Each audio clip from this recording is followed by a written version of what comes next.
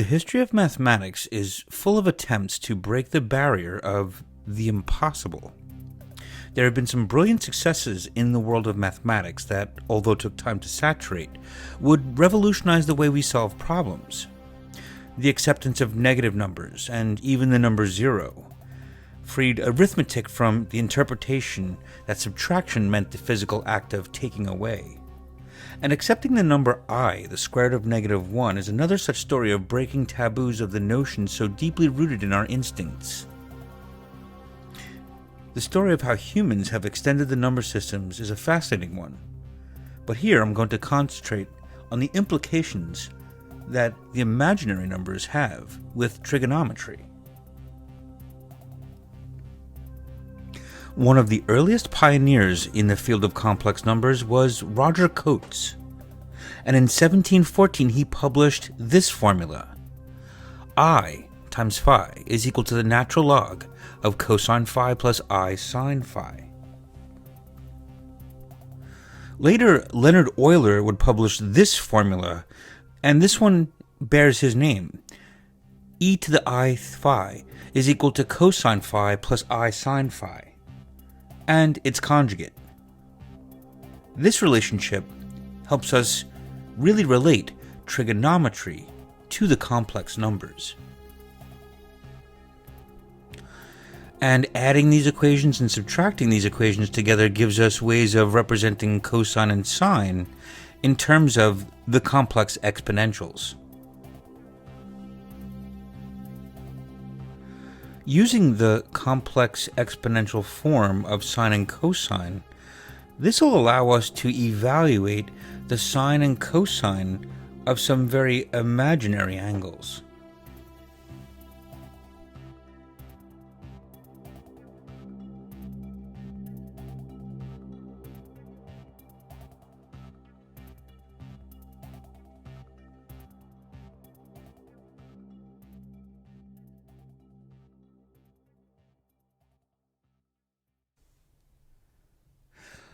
One of the first things we learn in trigonometry are the trigonometric ratios, but then when we examine these as functions, we find the Pythagorean theorem connects right triangles to circles, and we get the transcendental circular functions of sine and cosine, which are 2π periodic.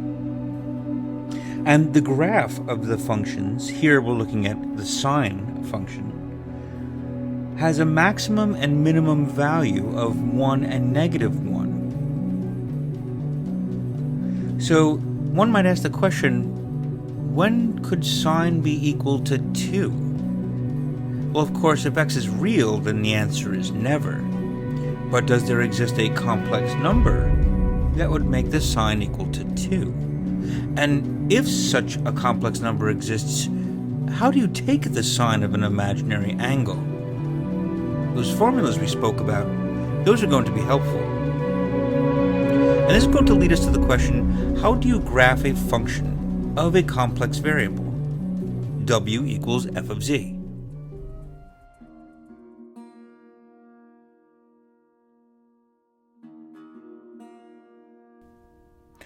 It was Leonhard Euler that would fully embrace the number I and incorporate it into the algebra of functions. His thought was that a complex number can be used as a function, provided that if its input's in complex number, its output must also be a complex number. So if we take example w equals sine of z, where z is equal to x plus iy, and we allow w to be equal to u plus iv, then we can split the output into a real and an imaginary part, u and v. Now, because our input will be the sum of two different things, we can use the sum formula for the sine and replace it with x plus iy, giving us sine of x cosine iy plus cosine x sine of iy. So if this is how we take the sine of a complex number, then we have to figure out how do we find the cosine of iy and the sine of iy. And that's where these formulas will come in. You see, if we replace phi with iy, we can then simplify the exponent formulas. Here, for cosine, simplifying it, we get e to the y plus e to the negative y over 2, which is defined as the hyperbolic cosine, sometimes pronounced cosh.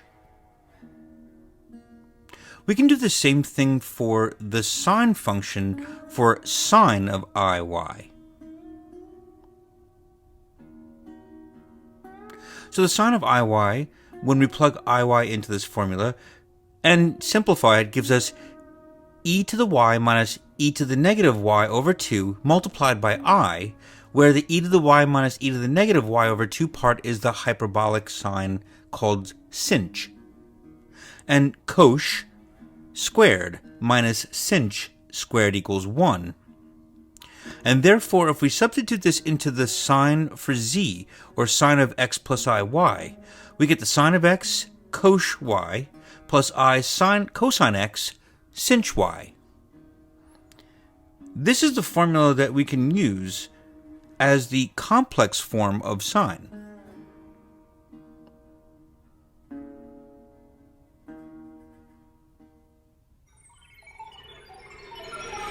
Functions of a complex variable.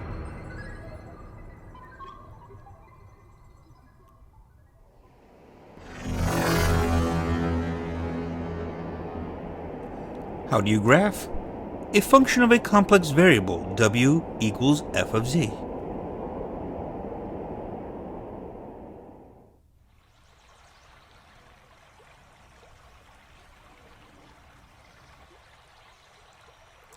If w equals f of z equals u plus iv, then what we have here is z with 2 inputs and an output w with also 2 inputs, a mapping from the complex plane to the complex plane. So the input complex plane we usually call the z-plane, and the output plane we usually call the w-plane.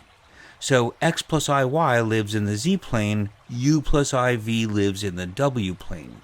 And when we look at how functions take 2 inputs and produce 2 outputs, we realize that what's going on with functions in the complex plane are geometric transformations of the entire plane. Transformations such as rotations and dilations are often seen under such mappings.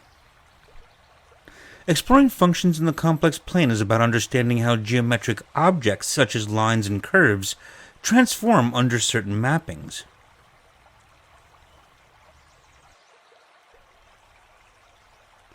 So let's work through a few examples to understand just how some of these mappings work.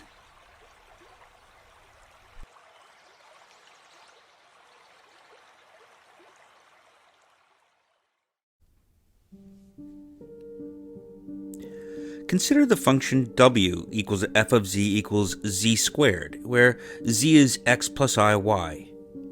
Squaring x plus iy and working out the details of the real and imaginary parts, we get the u function to be x squared minus y squared and the v function 2 times xy. Both are equations of hyperbola. So w equals z squared maps each point xy in the z-plane onto corresponding parts uv in the w-plane. For example, let's take the complex number 3 plus 4i. Squaring that gives us negative 7 plus 24i.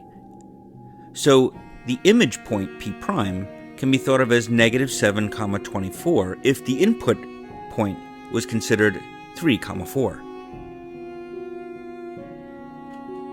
So let's imagine that P is not a point in the complex plane, but rather a curve in the complex plane. Then P prime would be the image curve in the W plane.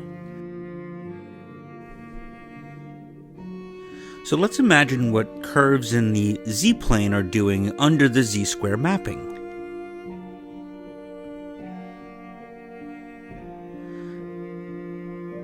Okay, so consider if P is the hyperbolic curve x squared minus y squared equals some constant.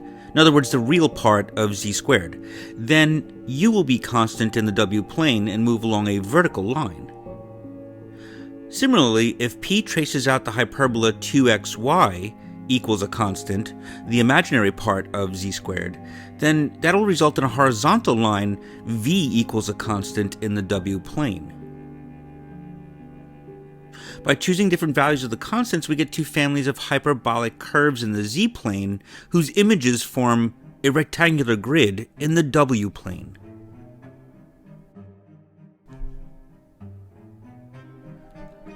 The study of functions of a complex variable lead to the branch of mathematics called complex analysis. Now, the map affected by w equals f of z is called conformal, or direction preserving, at all points z, for which f has a non-zero derivative. That is, if two curves intersect at a particular angle in the z-plane, then their image curves will intersect at the same angle in the w-plane. In the case of w equals z squared, the two families of hyperbolas, x squared minus y squared equals a constant and 2xy equals a constant, are orthogonal, meaning that they form 90-degree angles with each other. The image curves forming a rectangular grid also form 90-degree angles. Now, what about the map affected by w equals sine of z? We can explore this in a similar way. Recall that w is going to be equal to u plus iv, and that's going to be equal to sine of z. And we broke that up into two functions, u and v, sine x cos y and cos x sinh y. So we can look at u and v as a pair of parametric equations that'll trace out the curves. And so what we're going to do is we're going to keep a certain part of our input constant and see what the output gives us for both x and y. And then we'll see what the resulting curves are in the u, v, or w plane. So let's let y equal some constant c in our z-plane, and then solve the equations for u and v in terms of that constant c, and find that sine of x is equal to u over cos c, and cosine is equal to v over sinh c. Now, using a Pythagorean identity for sine and cosine, we can then create an equation, sine squared plus cosine squared equals 1, which will lead us to the equation in the w-plane for an ellipse. Now, an ellipse has a major axis and a minor axis, and that will be a curve in the w-plane. And for different constant values, you'll get different ellipses happening in the w-plane.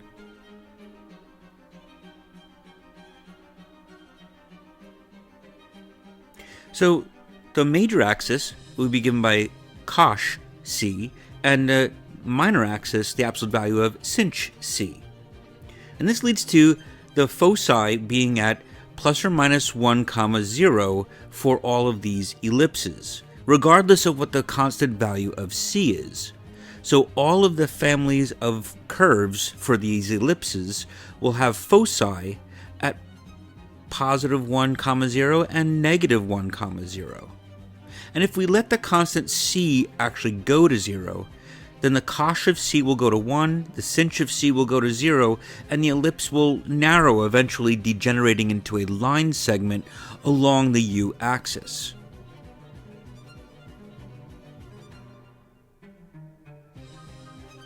Now, we also want to explore what happens if we let the x value be constant. So let's let x equal some constant k. What happens to vertical lines in the z-plane under the transformation of sine of z? So we get the two u and v functions, and we let x equal that constant k, and solve for cos y and sinh y, and use the identity cos squared minus sinh squared equals 1 to generate the equation in the w-plane, which takes on the form of a hyperbola, which has asymptotes at y equals plus or minus cos k over sine k times x. So now that we know what type of curves are generated from the sine mapping, we can then look at what that altogether looks like, overlapping those two pictures together. So a rectangular grid in the z-plane will map to this interesting looking picture here in the w-plane, and the curves will meet at 90-degree angles in both grid systems. So both of them meeting at 90 degrees makes them an orthogonal grid system. So the sine of z takes anything in the z-plane and will transform any object in this following way. It'll transform vertical lines into hyperbola and horizontal lines into ellipses.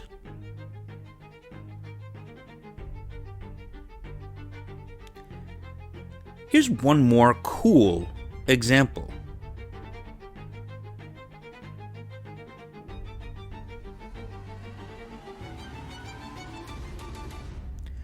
Now, let us consider the mapping w equals f of z equals e to the z power. If we let z equal x plus iy, substituting that in and separating this into e to the x times e to the iy using the rules of exponents, we can then use Euler's exponential formula for e to the iy and expand out and get our u and v functions. U is equal to e cosine y and v is equal to e to the x sine y. And we can use the Pythagorean identity again here, but let's take a look at these equations a little closer. We have u is equal to e to the x cosine c, and v equal e to the x sine c, because y equals c is our constant. So we have e to the x equals e to the x, or this generates the equation of a line. We get a line with a slope of tan c. Tan c times u is equal to v. Alright, so this means that horizontal lines under the mapping e to the z will map to rays stemming from the origin.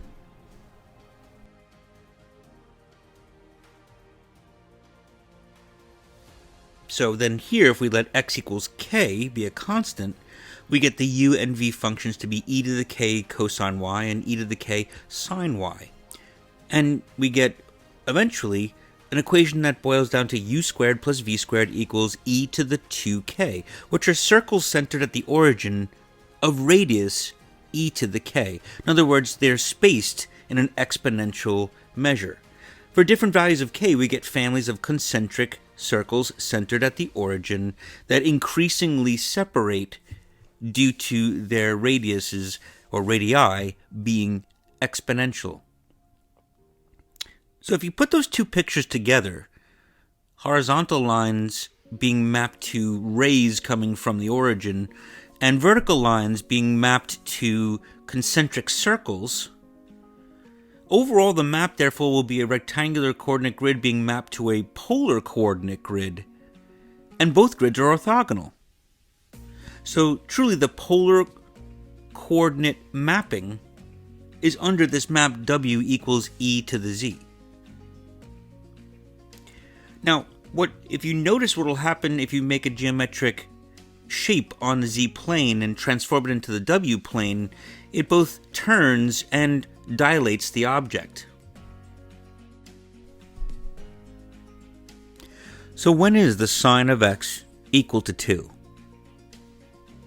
We know no x equals a real number will work, but what about complex numbers? We expanded the sine function sine of z out, giving us our u and v functions, and if this is equal to 2, then our real part u is equal to 2 and the imaginary part v is equal to 0. So concentrating on the v equals 0, we get two cases. One which says the sinh of y is equal to 0, which would mean y equals 0, but then that leads us to no real solution. So cosine equals to 0 is going to be x equals any n plus 1/2 multiple of pi. That's going to give us that the cosh of y is equal to plus or minus 2, or since the cosh of y is always greater than or equal to 1, we have the cosh of y is only equal to 2 that we needed to consider. And if that's the case, we get y is equal to plus or minus 1.317 rounded. And so therefore, the sine of z equals 2 has an infinite many number of solutions. Z is equal to n plus 1/2 pi, plus or minus 1.317i, all complex imaginary numbers. Thanks for watching. I hope you enjoyed this video. Please hit that like, subscribe, and notification bell for more videos. And remember, imagination is more important than knowledge.